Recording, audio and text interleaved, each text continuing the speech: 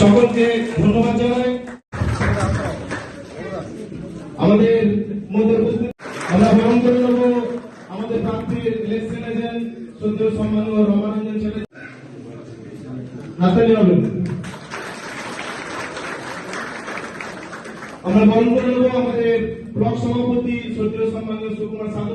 আমাদের সকলের কাছে উদুদা এবং উপস্থিত রয়েছেন আমাদের এই রাজনগর ব্লকের ব্লক প্রেসিডেন্ট সম্মানীয় আমাদের সুকুমার সাধু মহাশয় এবং সদারয়ের বিভিন্ন যারা পদাধিকার বলে রয়েছেন প্রধান এবং উপপ্রধান, এবং সেই সঙ্গে এই রাজনগরের 15টি ওয়ার্ডের 17টি বুথের অসংখ্য আমাদের কর্মীবৃন্দরা।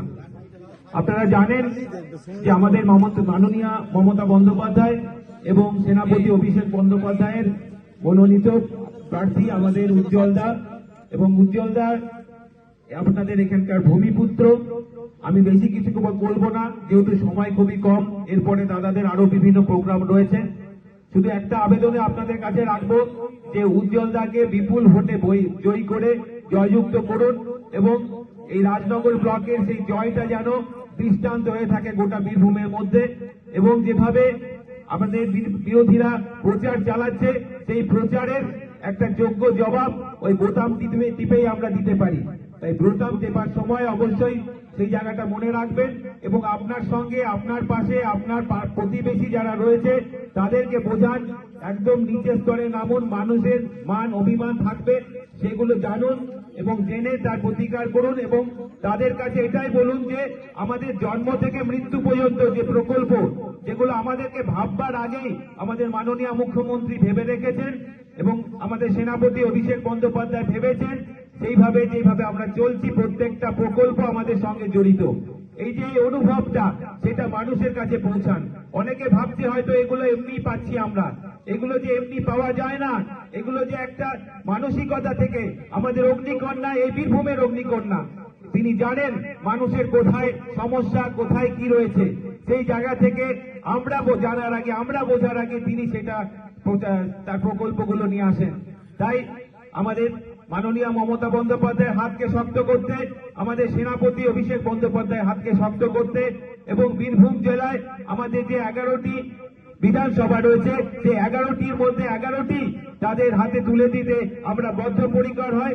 আমরা শপথ নিই যেন আমরা আমাদের কাজ সবাই একসাথে হাতে হাত মিলিয়ে চলতে পারি, এবং আমাদের এই বীরভূমের 11টি বিধানসভা কেন্দ্র যেন মমতা বন্দ্যোপাধ্যায়কে তুলে দিতে পারি।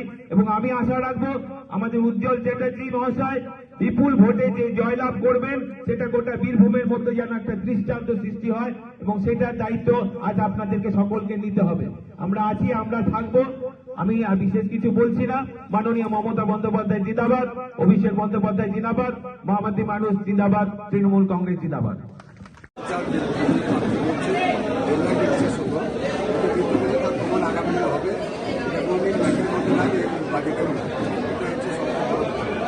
আচ্ছা, আমি কাঁথিপাড়ার পাশে মুক্তিপুরের জামাই, তো লোকালি কাঁথিপাড়ারও জামাই হচ্ছে, জামাই হিসেবে আপনি কতটা শ্বশুরবাড়ি জিন্দাবাদ বলে আপনার মনে হয়?